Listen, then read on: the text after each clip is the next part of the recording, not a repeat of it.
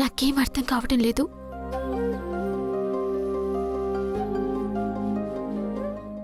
అన్నా అన్నా ఏంటన్నా ఇది? ఉద్యోగ అవకాశాల పాంప్లెటర్ అమ్మా. అన్నా అన్నా అయ్యో ధరణి ఆగవే.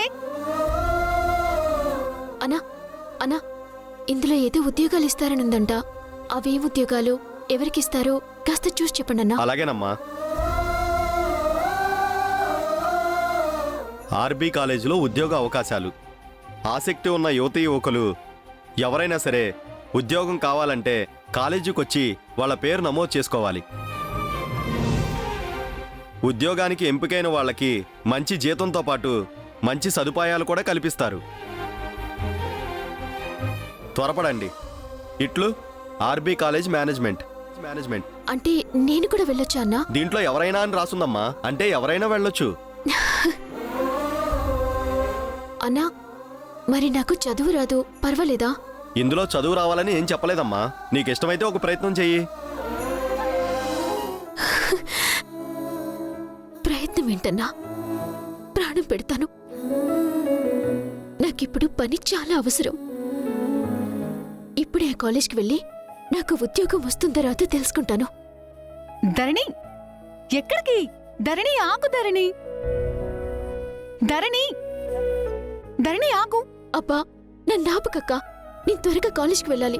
నువ్వు కాలేజ్కి వెళ్తావు సరే, కానీ అక్కడ మనతో గొడవ పడాలని చూసే వాళ్ళుంటారు. ఏం చేస్తావు? మొన్న నువ్వు వాళ్ళతో నాకు క్షమాపణ కూడా చెప్పించావు. దాన్ని మనసులో పెట్టుకొని నిన్నేమైనా చేస్తారేమో. వద్దు ధరణి, నా మాట విను. వేరే ఉద్యోగం ఏదైనా చూద్దాం. అక్క నేనిప్పుడు ఆలోచించాల్సింది వాళ్ళ గురించి కాదు, నాన్న గురించి, మన కుటుంబం గురించి. మనం బాగుండాలంటే నేను ఆ ఉద్యోగం సంపాదించి తీరాలి, అంతే. అది కాదు ధరణి, నేను అక్క వాళ్ళ జోలికి నేను అస్సలు వెళ్ళను.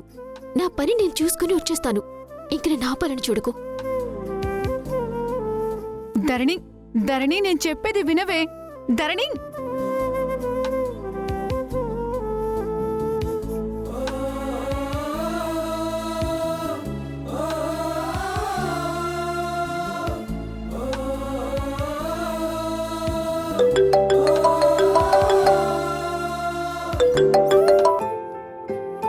హలో, చెప్పరా గిరి. చెప్పిన పని ఏమైంది? సక్సెస్ అయింది రాయుడు. ఇప్పుడే మనం ప్రింట్ చేయించిన పాంప్లెట్ ని పట్టుకుని ఉద్యోగం కోసం ధరణి కాలేజీకి వెళ్ళింది. తనకు ఉద్యోగం ఇవ్వడానికి నువ్వే ఇదంతా చేశావని తనకు అనుమానం రాకుండా చేశాను. ఇక ధరణి ఇటువంటి కష్టపడాల్సిన అవసరం లేదు. నాకు కావాల్సింది కూడా అదేరా. మా వల్లే ఆ కుటుంబం కష్టపడుతోంది. ఆర్థికంగా ఆదుకుందామనుకుంటే ఆ అమ్మాయికి ఆత్మాభిమానం అడ్డొస్తోంది. అందుకే ఇలా ఉద్యోగం పేరుతో అయినా వాళ్ళని ఆదుకోవాలనుకున్నాను. వాళ్ళు బావుంటే నాకంతే చాలు. నువ్వు అనుకుని సహాయం చేశాక ఎలా బాగుండకుండా ఉండదు చెప్పు. సరే రాయుడు, నేను మిర్చి యార్డ్లో ఉంటాను, నువ్వు కూడా వచ్చేసి. సరే. రాయుడు గారి మీద నమ్మకంతో వేలిముద్ర వేస్తున్నాను. నేను ఆ అమ్మాయికి నిజం చెప్పలేను. అలా అని తన కష్టానికి కారణం అవలేను. తను సంతోషంగా ఉండాలి. అప్పుడే మా అక్క ఇక్కడ క్షేమంగా ఉంటుంది. ఎందుకంత కంగారు పడుతున్నావు ధరణి? మెల్లిగానే వెళ్ళొచ్చు కదా. నాలాగే ఉద్యోగం కోసం చాలా మంది వస్తారు కదా అంజీ. మరి నేను ఆలస్యంగా వెళ్తే ఈ ఉద్యోగం కూడా పోతుంది. అది కూడా నిజమే. తొందరగా వెళ్దాం పదా.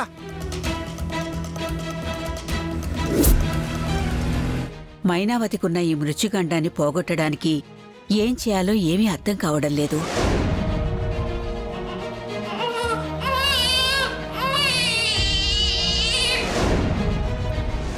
దాని ఏడుపు నాకు వినిపించకూడదు, దాని మోహన్ నాకు కనిపించకూడదు. పారేస్తావో ఎక్కడైనా పాతేస్తావో. తన కడుపున పుట్టిన బిడ్డని వదిలేయమన్నందుకే తనకు గండాలొస్తున్నాయా?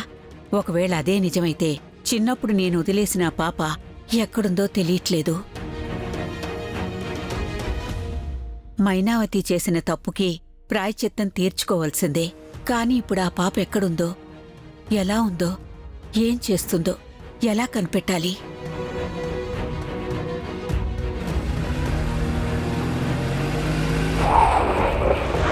ఆ, ఆ, ఏమైంది? ఏమో తెలియదమ్మగారు.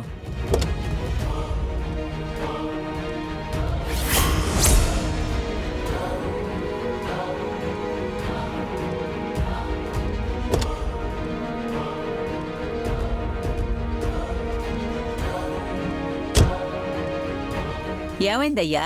ఏం లేదమ్మగారు, ఇంజిన్ హీట్ అయింది, చూస్తున్నాను. సరే, నువ్వు కారు చూస్తూ ఉండు. ఈలోగా నేను అమ్మవారికి దండం పెట్టుకుని వస్తాను. అలాగే అమ్మగారు.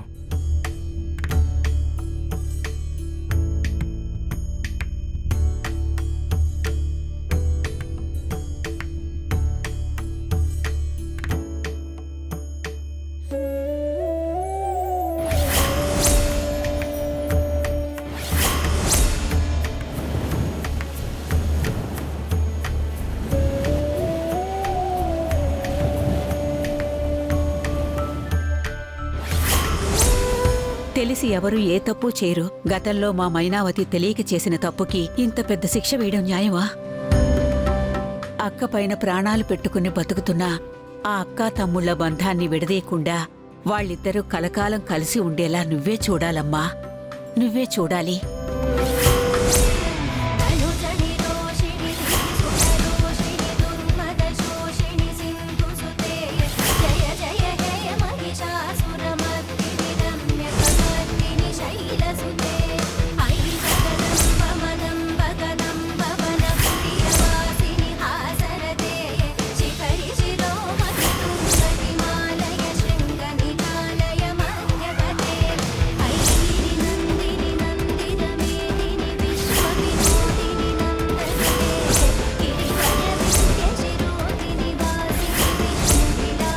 ఇది మైనావతి కూతురి జాతకంలా ఉందే.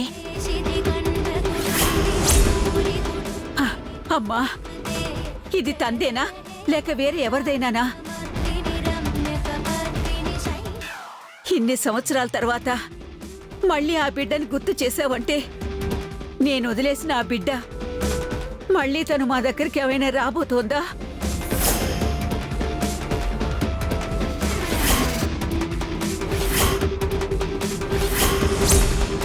అసలు ఏం జరుగుతుందో, అసలు నువ్వేం చెప్పాలనుకుంటున్నావమ్మా?